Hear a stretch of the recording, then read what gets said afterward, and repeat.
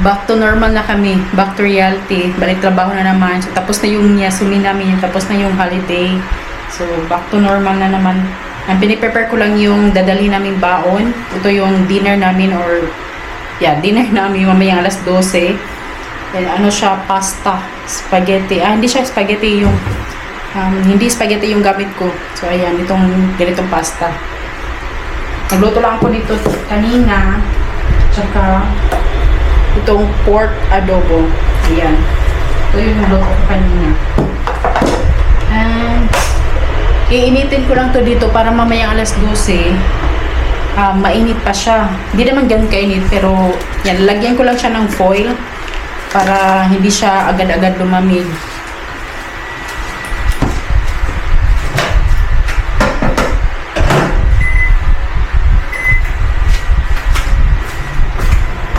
So, bali, initin ko siya ng mga 7 minutes.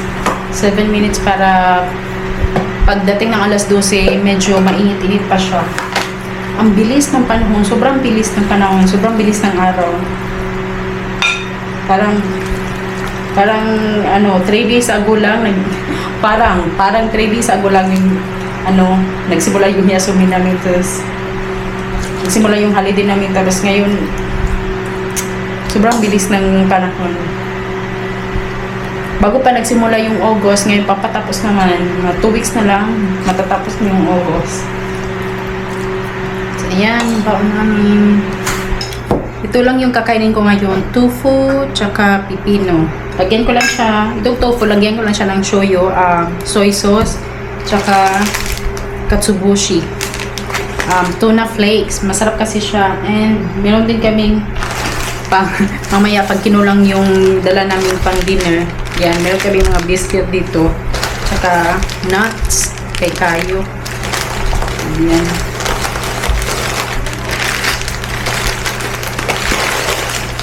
Sana walang maraming absent mamaya kasi for sure lahat kami pagod bumalik sa trabaho.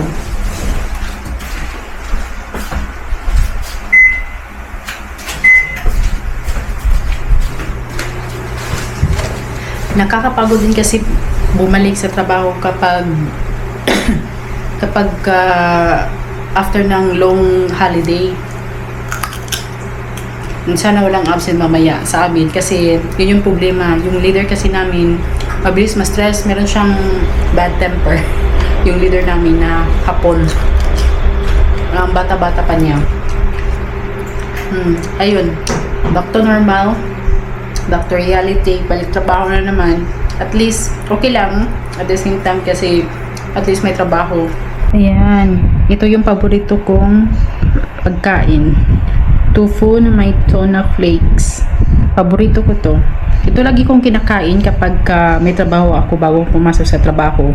Ayan. Ito lagi kong kinakain. Tsaka pipino. Naubusan kasi ako ng kimchi. Kailangan ko pang bumili. Ngayong Sabado, bibili ako ngayong Sabado. So, ayan, naka-ready na ako. Hinihintay ko na lang yung oras. Hinihintay na lang namin yung oras kasi usually 7:30 kami umaalis. Malapit lang naman and dapat 7:45 doon na kami. And okay lang kahit lumagpas na ng 7:45 basta wag lang lumagpas ng 8 kasi 8 yung simulan ng trabaho namin. And ngayon ay 7:18 pa. 7:18 pa. So, may mahaba pa kami oras kaya yan, hintayin lang namin yung oras and sobrang init, grabe, ang init. Pero mas mainit siya kapag umaga, lalo na kapag hindi umuulan, kaya mas gusto kong laging umuulan, araw-araw umuulan pag may trabaho. Kasi kawawa yung day shift.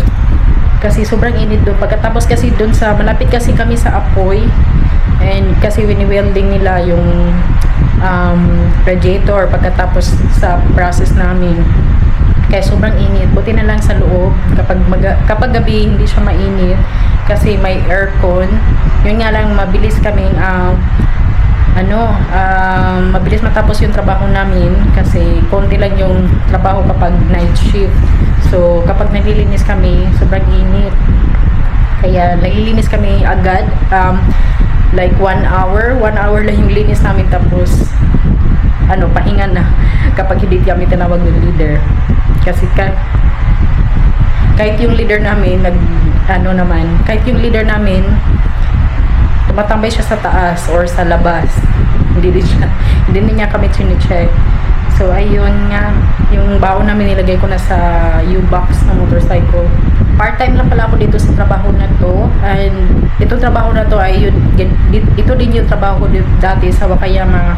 Kaso dito sa IG mayroon siyang part-time. So part-time yung napasukan ko, and nag-extend kami ng hanggang October 1 hanggang August, tapos sinabi nila na hanggang July lang, tapos in-extend hanggang September, tapos nito lang bago lang in-extend hanggang October 10. So ayun, hanggang October 10 lang kami.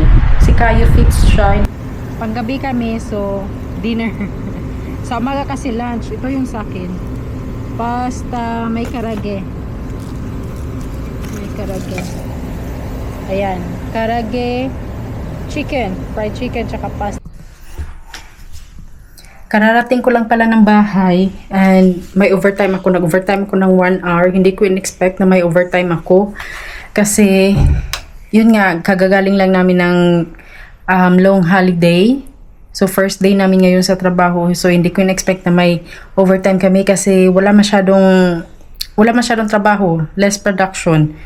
So, hindi ko yun in-expect. Ang inisip ko pa naman kanina is matulog agad. Pagdating ng bahay, shower, tapos kain, tapos tulog agad. So yun, sinabihan ako akala ko kasi walang overtime kasi sinabihan ako ng leader, malapit na yung oras. Malapit na mag 4:45. Mga alas 3 na siguro ako sinabihan. Pwede naman akong hindi mag-overtime, kaso yung iba ayaw din mag-overtime kasi nga pag first day of work tinatamad, pagod, inaantok. So yun, kaya hindi pwedeng hindi ako mag-overtime, pero okay lang, at least natapos din.